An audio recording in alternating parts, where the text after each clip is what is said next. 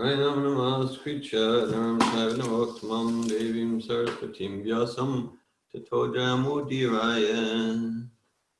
Before reciting the Srimad Bhagavatam, which is the very means of conquest, one should first offer respectful obeisances unto the personality of Godhead Narayan, and to Narayan Rishi, the supermost human being, and to Mother Saraswati, the goddess of learning, and then to Srila Vyasadeva, the author. Nasta prayeshva bhadreshu nicham bhagavata sevaya bhagavat yutamashloke bhakti bhavati naistiki. It's July 18th, 2020, and this is a Saturday evening program. And some of these programs over the months and years, well, especially in recent months, we've been reading from the 10th canto of Srimad Bhagavatam. So we're on the getting towards the very end of the last chapter that Prabhupada translated and purported. Of course, he gave all the chapters of the 10th canto in Krishna book, and this is in the form with the each Sanskrit verse and the word for word translation and purport. So at the end of June, we had an evening program, and we read Canto 10. Canto 10 is entitled the Summum Bonum. At chapter 13, Brahma stealing the boys and calves. We read text 54, so we're now on text 55. We're now on text 55 of chapter 13.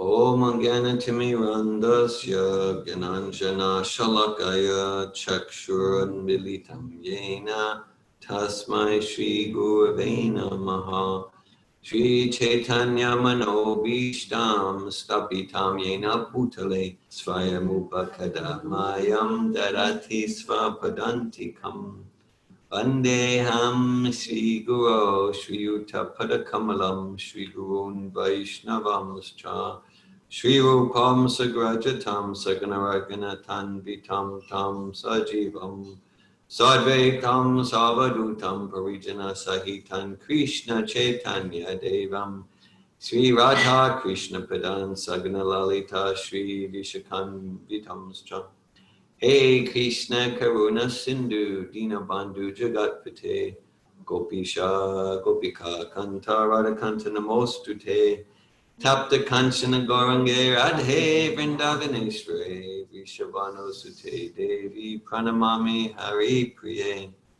Vanchakalpata Yubhyascha Kripa Sindhubhyevacha Patitanan Pavanebhyo Vaishnavebhyo Namo Namaha Jai Shri Krishna Chaitanya Prabhu Nityananda Shri Advaita Gadadhar Srivasadi Gaura Bhakta Vrinda Hare Krishna Krishna Krishna Hare Hare Hare Rama Rama Rama Hare Hare Namo Om Vishnu Padaya Krishna Prastaya Bhutale Srimate Bhakti Vedanta Swami Niti Namine Namaste Saraswati Devi Gauravani Pracharine Nirvishesha Shunyavadi Paschatya Deshatarine.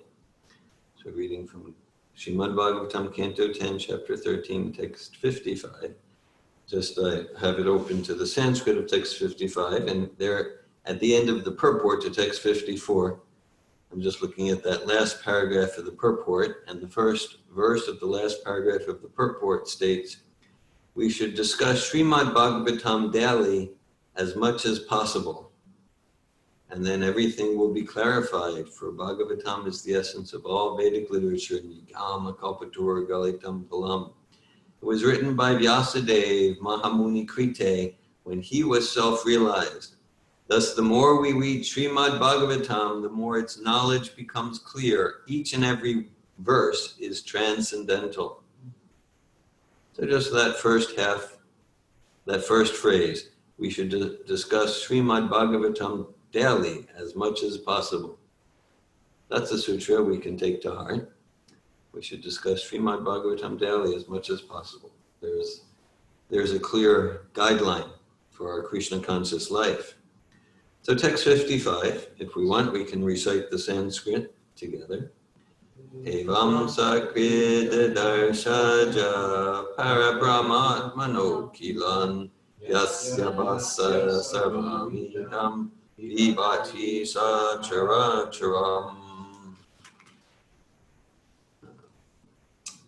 Bhakti Brielle, would you like to read the translation and purport? Sure.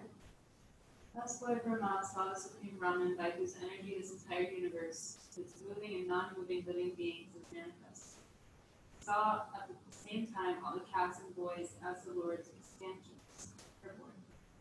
By this incident, Lord Brahma was able to see how Krishna maintains the entire universe in the universe. It is because Krishna manifests everything that everything is visible. Hare Krishna. Okay. So Brahman, Lord Brahma. There's Lord Brahma and there's the absolute Brahman. So Lord Brahma, he's tried to trick Krishna with his mystic power, and it's a whole boomerang effect. And he's completely bamboozled, many layers of bewilderment, and he's just beginning to realize, like, I really got confused here. And he's beginning to realize that who Krishna is, his Lord and Master, Govinda Mari Purusham, Tamaham Bhajami. Okay. Text 56. Tato tiku tuko dritya stemi taika dasendriya tadamna buddha jastushnim Poor Devyanti Vaputrika. Ramachandra Prabhu, you want to read translation and purport? Then, by the power of the effulgence of those Krishnamurtis, Lord Brahma, his 11 senses jolted. Jolted. Like jolly? It's like shook, shaken. Jolted by the astonishment and stunned by transcendental bliss, became silent. Just like a child's clay doll in the presence of the village deity, purported by Srila Prabhupada. Brahma was stunned because of transcendental bliss. Moyanti yat shuryaha. In his astonishment, all his senses were stunned, and he was unable to say or to do anything. Brahma had considered himself absolute, thinking himself the only powerful deity. But now his pride was subdued, and he again became merely one of the demigods, an important demigod, of course, but a demigod nonetheless. Brahma therefore cannot be compared to God Krishna or Narayan. It is forbidden to compare Narayan even to demigods like Brahma or Shiva. What to speak of others? Yastu Narayanam Deva Brahma Buddha Devata Sante Varnati Vishata Sapashanti Bhavaveturam. One who considers demigods like Brahma and Shiva to be on an equal level with Narayan must certainly be considered an offender. We should not equate the demigods with Narayan, for even Shankaracharya has forbidden this. Narayana Paro Abhyakta. Also, as mentioned in the Vedas, Eko Narayana Asmi Na Brahman Nishanaha. In the beginning of creation, there was only the Supreme Personality Narayan, and there was no existence of Brahma or Shiva. Therefore, one who at the end of his life remembers Narayan attains the perfection of life. Ante Narayana Smriti. So this is certainly a theme and lesson in this chapter and throughout the 10th canto and throughout Bhagavad Gita. Aham adirhi devanam maharshinam chasarvasham. Krishna describes there in the 10th chapter of Bhagavad Gita that he's not one of the demigods or one of the sages. He's the source of all the demigods and sages. So there are many pastimes here in Krishna book, 10th canto, where that's clearly illustrated, where even some of his top servants, it's clear that they are subordinate. They're serving Krishna, and they get confused. And so this is Brahma. A few chapters later, we have the whole Govardhan Puja pastime with Indra getting really bewildered, so bewildered he tried to murder all the residents of Vrindavan. That's a pretty heavy offense. Yes. And then there's Shiva fights with Krishna in Krishna book. And so that's a theme here. That's a theme. And this 10th canto is called the Summum Bonum, which means the goal of all the Vedas, the goal of all knowledge, the goal of all human life is Sri Krishna, Shyamasundar, and his graceful, ever existent threefold bending form, his figure of beauty tinged with the hue of dark blue rain clouds, his unique loveliness charming millions of cupids. So this is all of the first 9 cantos are all leading to Sri Krishna, the personality of Godhead. That's the summum bonum, the goal and the ultimate. And then of course the next chapter is Brahma offering his prayers. And we're on the last few verses of this chapter. So we can read the next text. This is a 17 syllable lines. I don't know any tune that really fits with 17 syllables. So we can just do our best.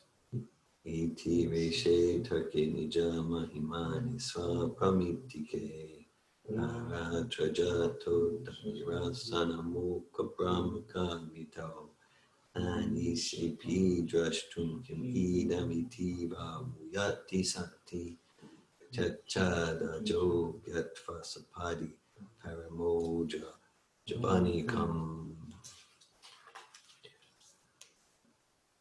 The Supreme Brahman is beyond mental speculation. He is self-manifest, existing in his own bliss, and he is beyond the material energy.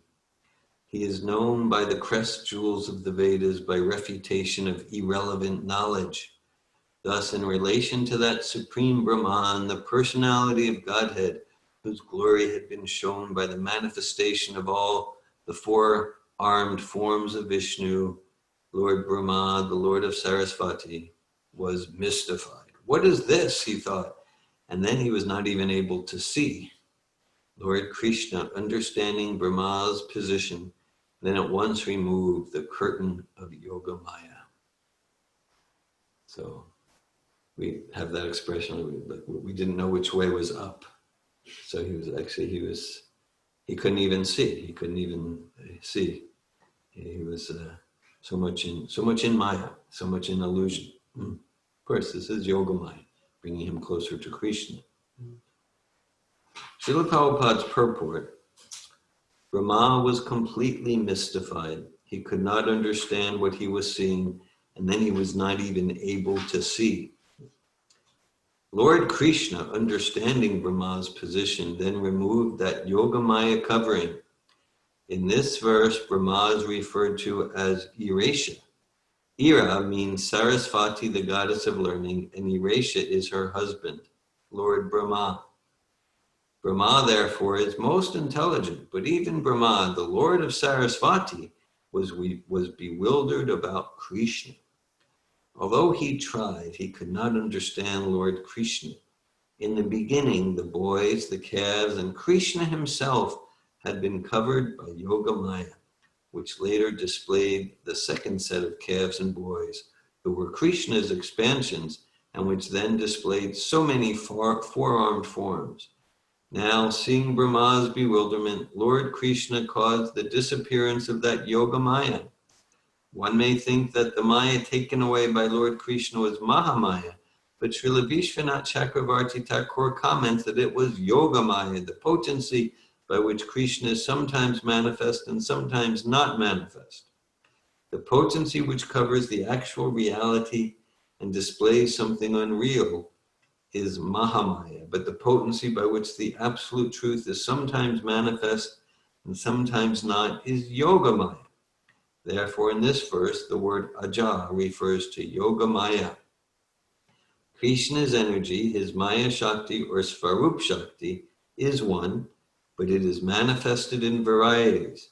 Rasya Shaktir Vividaiva Shuyate, Shvetasvatara Upanishad 6.8. The difference between Vaishnavas and Mayavadis is that Mayavadis say that this Maya is one, whereas Vaishnavas recognize its varieties. There is unity in variety. For example, in one tree there are varieties of leaves, fruits, and flowers. Varieties of energy are required for performing the varieties of activity within the creation. To give another example, in a machine, all the parts may be iron, but the machine includes varied activities. Although the whole machine is iron, one part works in one way, and other parts work in other ways. One does not know how the machine is working. One who does not know how the machine is working may say that it is all iron. Nonetheless, in spite of its being iron, the machine has different elements, all working differently to accomplish the purpose for which the machine was made. One wheel runs this way, another wheel runs that way, functioning naturally in such a way that the work of the machine goes on. Consequently, we give different names to the different parts of the machine, saying, this is a wheel, this is a screw, this is a spindle, this is the lubrication, and so on.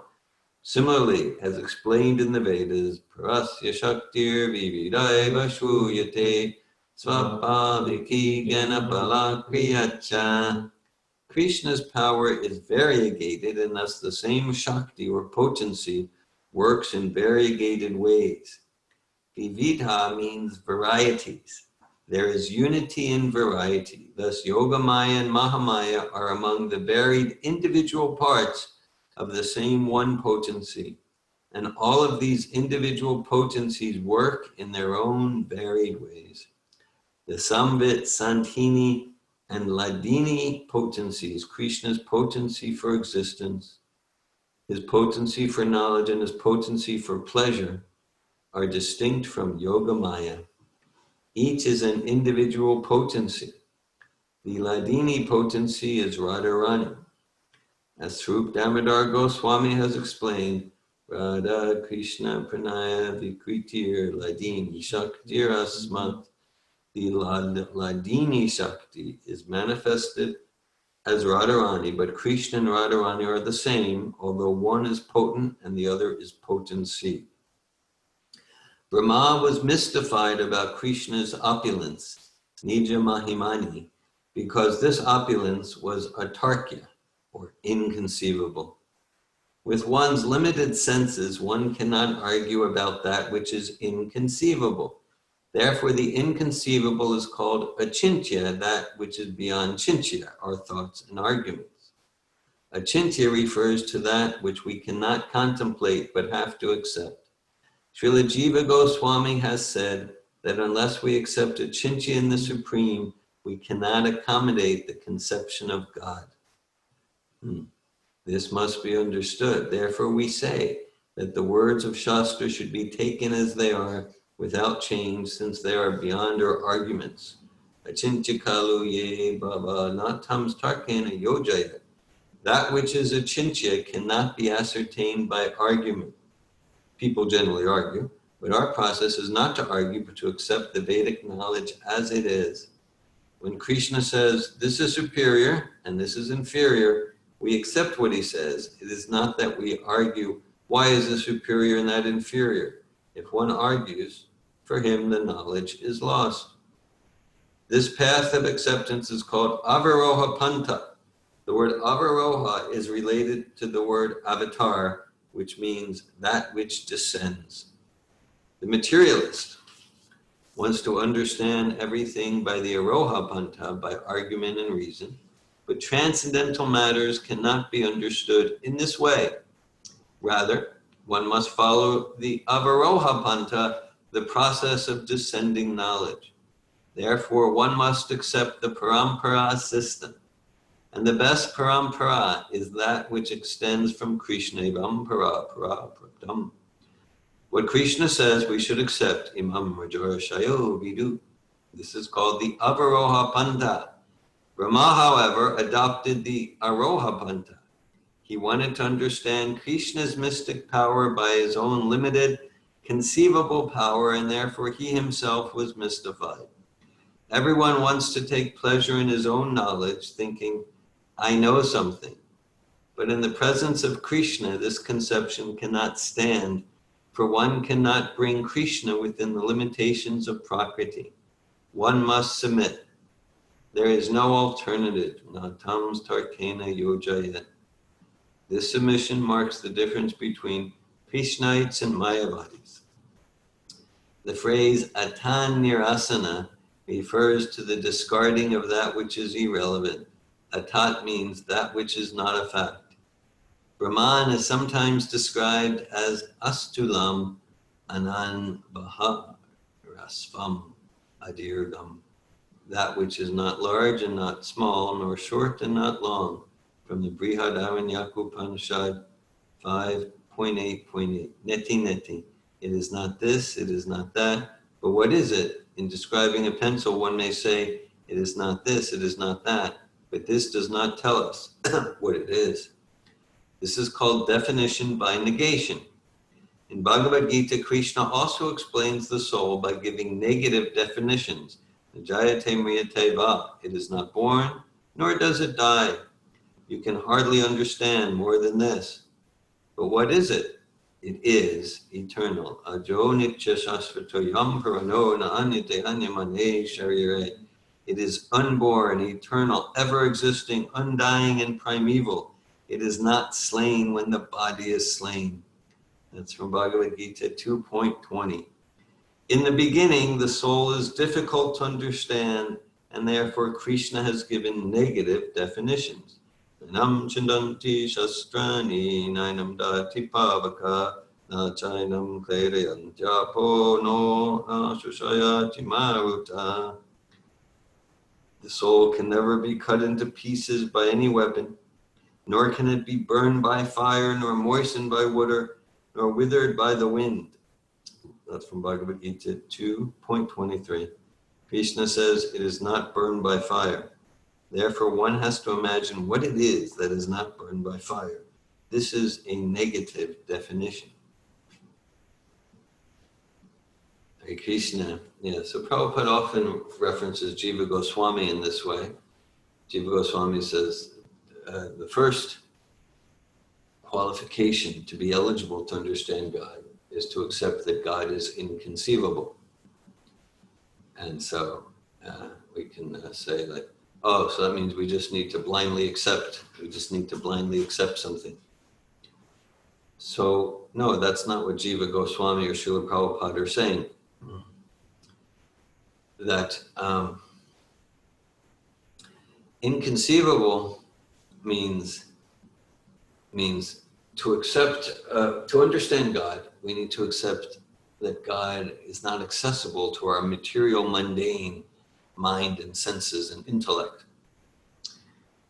That's like, okay, there's an epistemology through direct perception or through the inferential process. With my mind, senses, and intellect, I will understand things, and that works. You know, we can understand some aspects of matter through that process. So Jiva Goswami is saying, to open up to understanding God, we need to accept that epistemology, that in Sanskrit, in Vedic language, epistemology is praman, different ways of knowing. There's praman, ways to know, and then there's prameya, that which is known. Generally, prameya is in three categories: sambandha, abhideya, and prayojana. The relations between things, and then the activities that flow from those relations, and then the fruits, the results of those activities. All right, so as far as praman, epistemology, so it's like, no, we can understand God. We can understand God. Krishna says in the first verse of chapter 7 of Bhagavad Gita, Maya saktamana parta yoga mujanmanashraya kasamshayam samagramam yat gesasi tatshinu. Sister Jin, now I shall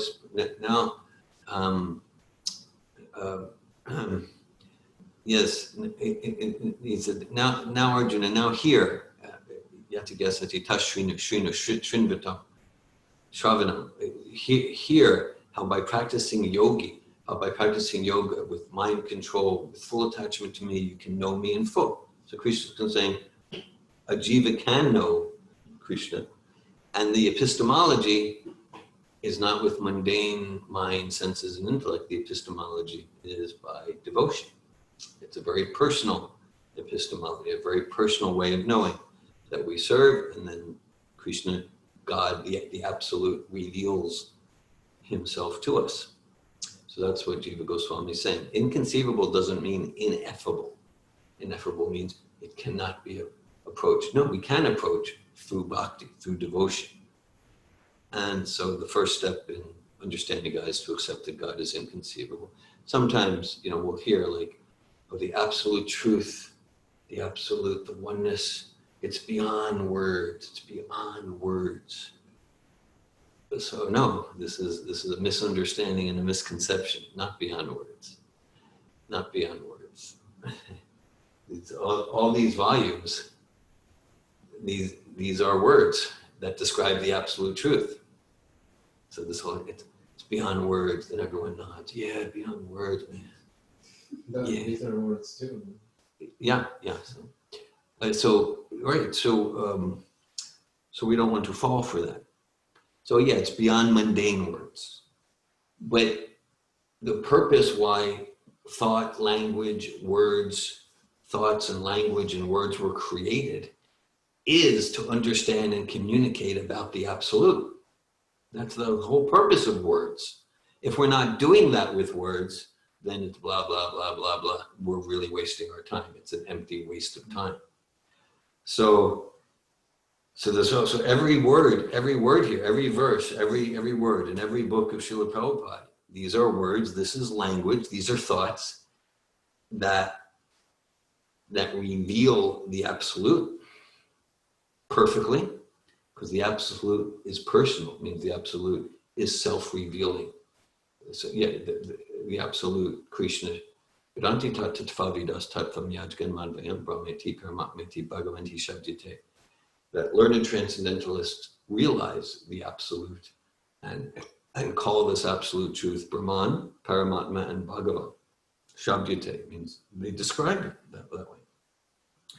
So the absolute truth is self-revealing to those who are devotional, are personally devotional, and so every word here, every syllable, every sentence, it reveals the absolute truth, and every vibration in Srimad Bhagavatam, Chaitanya Charitamrita, Nectar of Devotion, every vibration reveals the absolute truth and is identical with the truth that it reveals. That's why even if we're not like intellectually getting it, we're not absorbing it, it's still transformational, because the vibration, it's not irrational, it's transrational. It's not dependent on mundane rationality to process and understand. Each shloka, each purport it reveals the absolute truth, and it's non-different from that truth that it reveals. That's what it means. It's absolute, coming from the spiritual realm. So this is what words are for. And so the absolute, Sri Krishna, the Supreme Personality of Godhead, the summum bonum, the absolute truth, is unlimited. And so there are unlimited words for describing the absolute truth. Not that, no, there's no words. No, this is what words are for.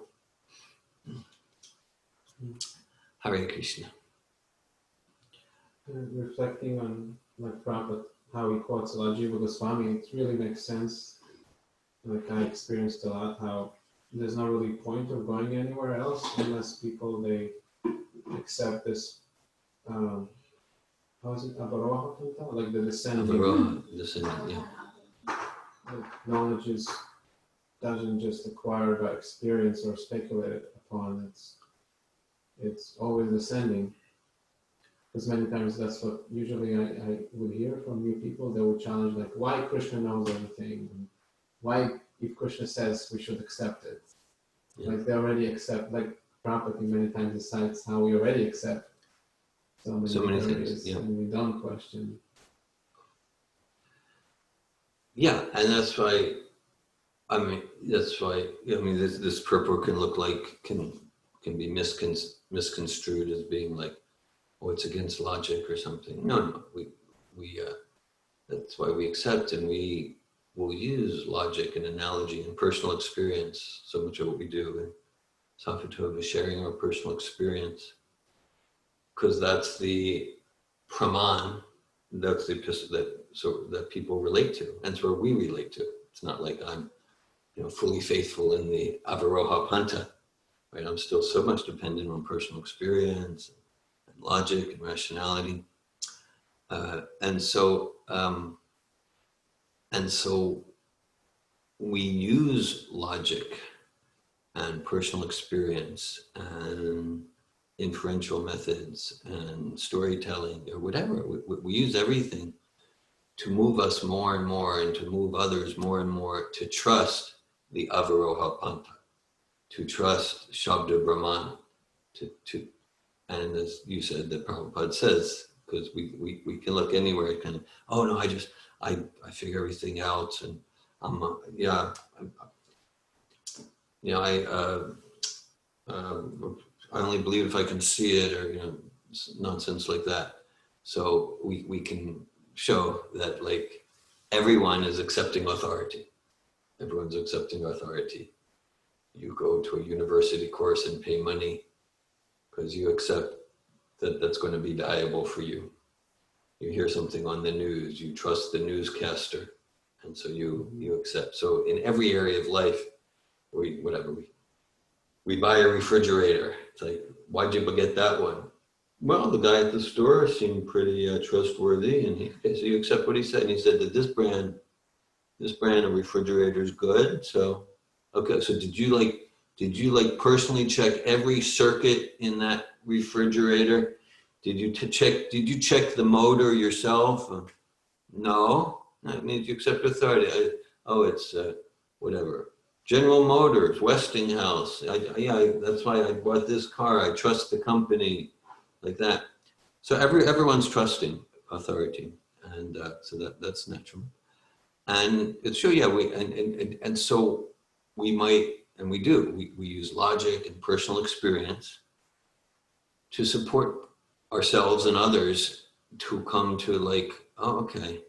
So trusting Krishna and Bhagavatam and Vyasadeva and Shukadeva Goswami and Srila Prabhupada. This is a very this is an intelligent place to put my trust. It's an intelligent place. And I know that so much my process, if I look over the last 40 years, that I've that's the way I can see my progress. That's the way I can describe it. Each year, I increasingly trust these transcendental authorities. Prabhupada, Bhaktisiddhanta, the six Goswami, Shukadeva Goswami, Krishna, Lord Chaitanya, Radharani. I trust these authorities as giving infallible knowledge. And that's true. So I feel good about that. And so, because otherwise, everyone's except, like talk to someone about evolution or something, and 99.99999%, they couldn't even begin to explain why they believe it. It's just, well, in high school and junior high school, my teachers seemed to know what they were talking about, and or I took a course in college in biology or something. I said, okay, well, how do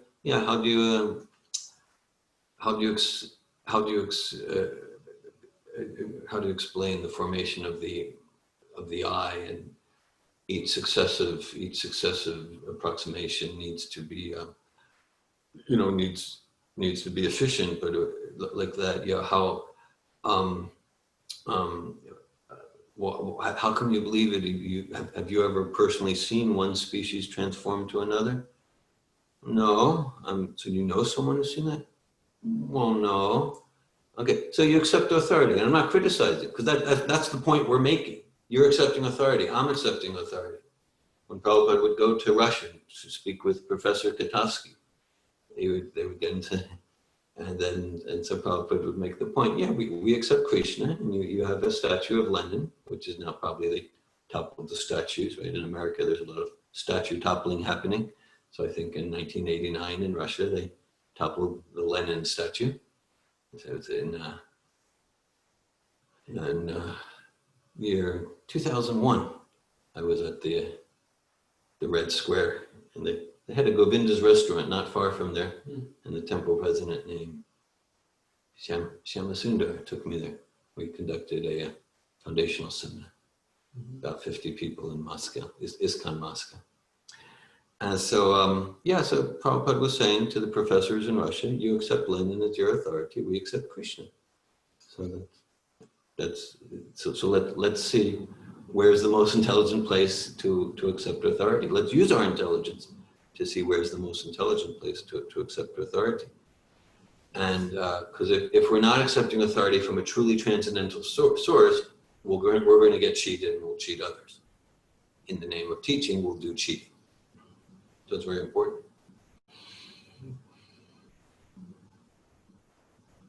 I was wondering if, like, the excessive amount of material desires, that's what keeps people, including myself, to being resentful of accepting Krishna's authority. Because, I mean, if we accept Krishna's authority, we don't get anything. We have to give everything, right? If we accept the authority of the materialists, of like scientists, let's say, we get so much from that. Like, would you say, like, the more material desires we have, the less we are capable of accepting Krishna's word. Yeah. Like the first verse of the 9th chapter, Idam Tritega Yatamam Prapakshamyana Suyave Ganam Viganam Saitam Yadgatva Mokshase Subat Anasuyave.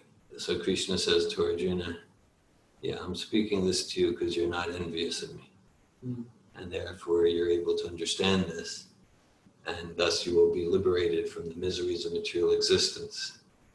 So yeah, right, because the idea of the different other pramanas, other ways of knowing, because the idea, I'm ready to maybe less than consciously cheat myself, because these other things, these other approaches, it's basically about, it's just justification to put me in the center, my sense gratification in the center, my ego enrichment at the center. And so, and then to the extent that Krishna says, Bhogeshvarya Prasaktanam Taiparita Chetasam.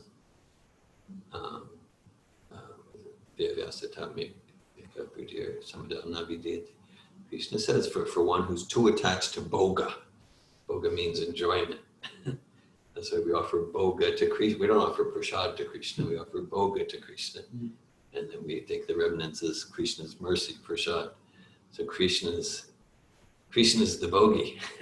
Krishna is the enjoyer.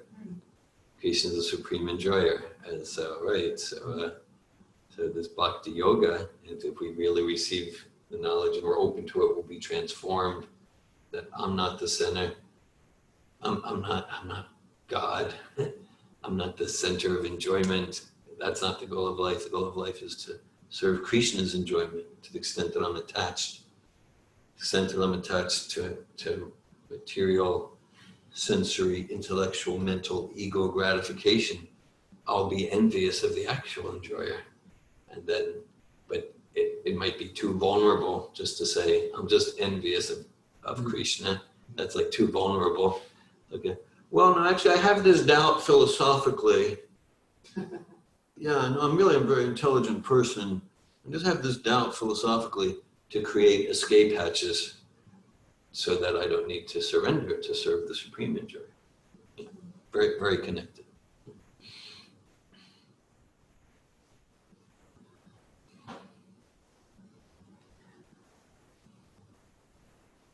Want to read another verse or two? I have a question. Yeah, sure. Why? Oh, so this is Lord Brahma. Well, it's Shukadev Goswami describing Lord Brahma And in this recent verse, he does quote Lord Brahma saying, "What is this?" He's like role-playing Brahma. So this is Shukadeva Goswami talking to Maharaj Parikshit, describing Lord Brahma being completely bewildered. And soon, well, yeah, the whole next chapter is Brahma's beautiful prayers.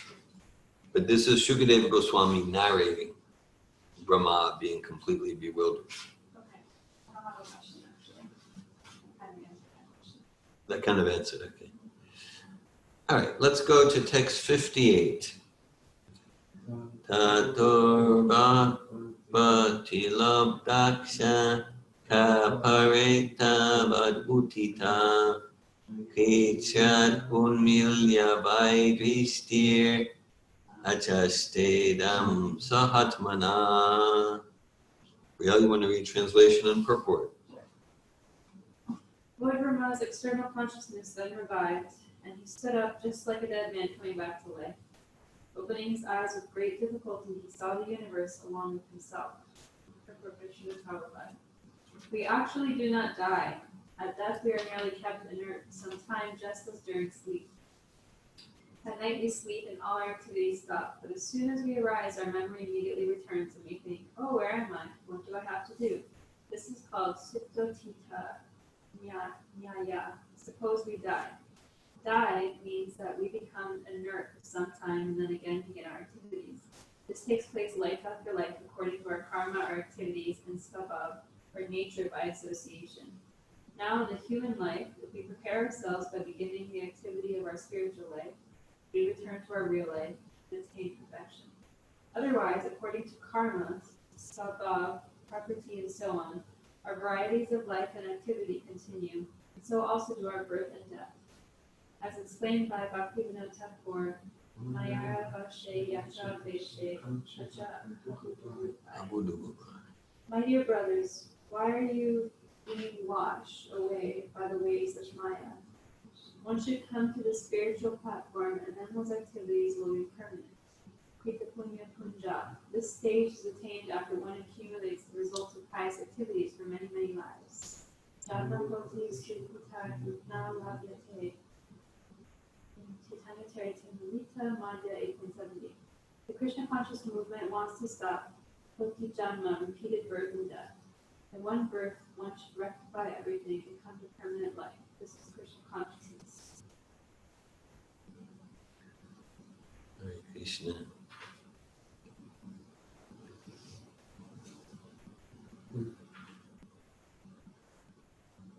I don't know if it's appropriate to say that it's sort of dramatic to hear Prabhupada speak about. I wonder what the connection to the verse itself, like that Prabhupada starts from, we actually do not die. Yeah, well, right, because, I mean, Prabhupada's translating this in the last day or days of his manifest pastimes. Yes, so, this whole chapter, I mean, this whole volume, and then especially this chapter, there's like some special intense quality to the purports. So we can conjecture what's happening for Prabhupada when he just, right there, that 5 words at the beginning of the purport, we actually do not die. Because Prabhupada's right there on his, what would be called deathbed there in Vrindavan, Krishna Balaram Mandir. Yeah, there's quite a special quality, a especially distinct quality to all these purports here. And this whole idea of sleep, I mean, that's because that's an evidence of the soul. That's an evidence of the that irreducible quantum of consciousness that continues as the body changes. Just we use that example, following the line of Prabhupada, that okay, there was boyhood to youth to old age, the finger, the owner of the finger. So similarly, so there's what we call wakefulness, which is also a form of sleep if we're not Krishna conscious. And this whole wakefulness consciousness is also a dream, thinking that I am this body and this is my house, my car, like that. Okay, and then there's dreaming, and then there's dreaming, and then there's deep sleep, where there's no dreaming. Like when we're dreaming, then the consciousness is completely disconnected from the gross body. And in deep sleep, the consciousness is completely disconnected from the subtle body. Like it's like in more deep, I'm not remembering my false ego. I'm not remembering that I'm David Wolf and how much money I have in the bank account and what my plans are for tomorrow. I'm disconnected from thought, mind, intellect, and even from ego. Okay. Still, when we get up, we know, we go, oh, I slept deeply. Okay, I dreamed and I slept deeply. I slept deeply. And we know it was me who slept deeply. So that's an indication. That it's a clear evidence that there's some conscious entity. There's some conscious entity in there. There's some conscious entity that is in the body. And otherwise, what is this entity that's remembering? I slept deeply, like that. That there's despite the changes of the changes of the contents of consciousness, the fact that we remember I slept deep, just like we have a clear sense. Oh yes, I was 5 years old. I was a teenager. I'm in my 20s. I'm in my 50s. Okay, so who is it that's remembering? Similarly, each day, each morning. Oh yes, I slept deeply. I dreamed. Who is this I that slept deeply and that's remembering? So that's the spirit soul.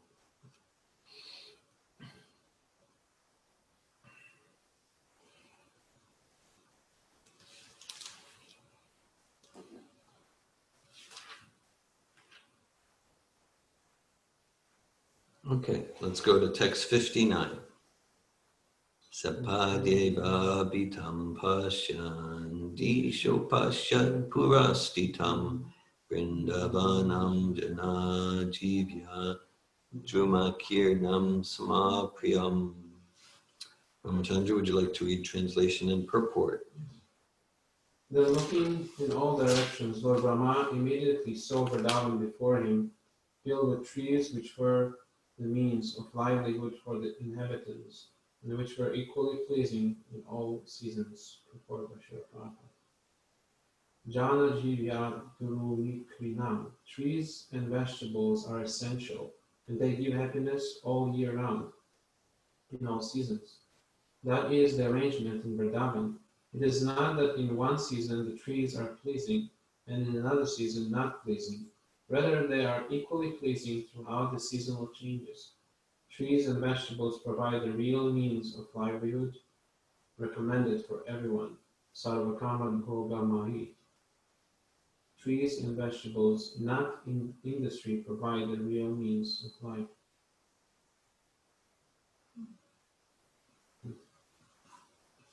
It sounds like Prabhupada sets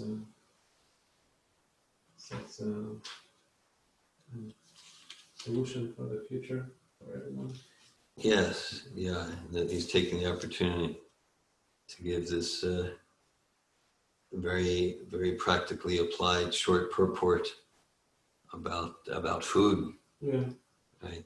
There's this memory, I also heard it personally from Hansaduta, that on the deathbed when Prabhupada, before he departed, he was telling Hansaduta that he left his work unfinished, like he did the 50% of his work, which is the books and the temples, and then he left the 50% unfinished, which is the Varnashram, the farm communities.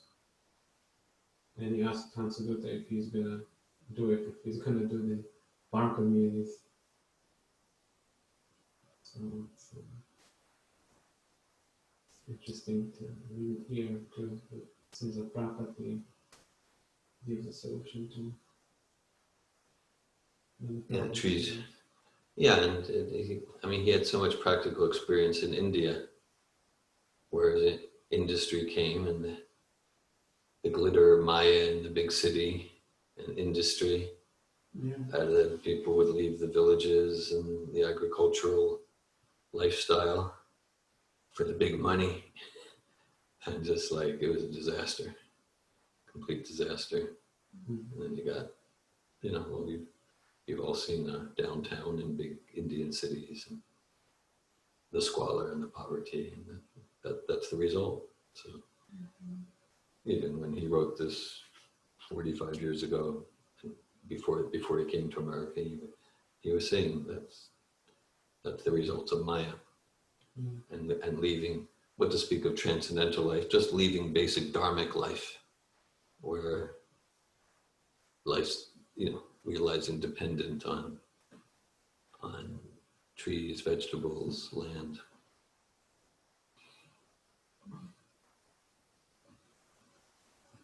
Yeah, we have to depend on something, so we have to depend on nature.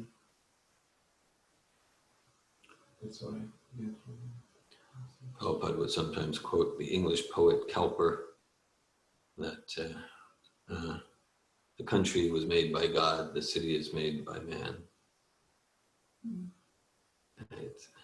When I was in Arad, in the Negev desert, I lived there for about 8 months, and I was at an institute called the WUJS, World Union of Jewish Students in Arad, Israel, and it's this miraculous development town. And it was built in the 50s or 60s. I got there in 83. Maybe it was even built in the 70s. Miraculous, but of course the creators didn't give credit to God. It's in the middle of the desert. There's no water, but they got water from the Dead Sea, and they would get it going. They had this very efficient agricultural drop system, and so they created just this whole thriving town. And so I would go out. You walk out of the town 2 steps, and there's desert, and there's camels, and Bedouins, and like that. So I used to go walk japa. I would chant japa and go out. And I met one fellow, maybe he was about my age at the time, in his 20s, named Hassan.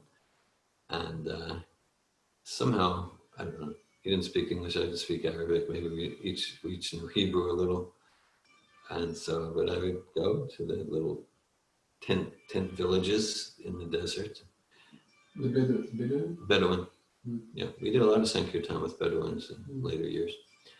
And but then for everyone there, it was just like real obvious, like the whole question, because like the WUJS Institute, we would have philosophy classes and classes on Zionism and even about, is there God?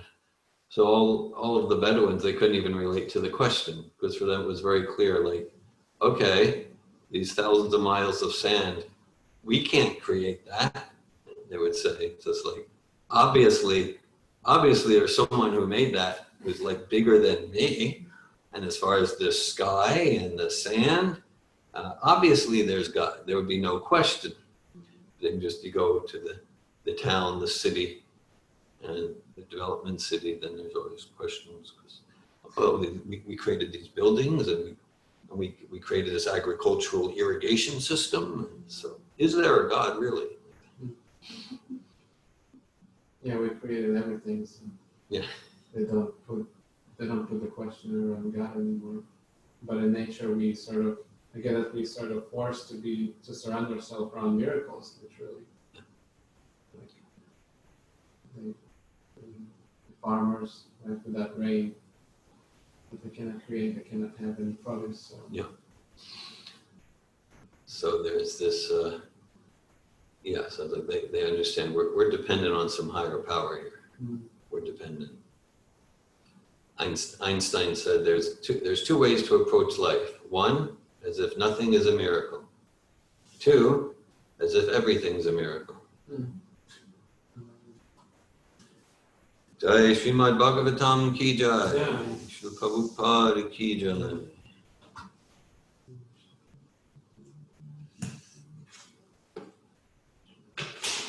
Four more verses. Yeah, we're getting to the end. So I think it's next Friday and Saturday.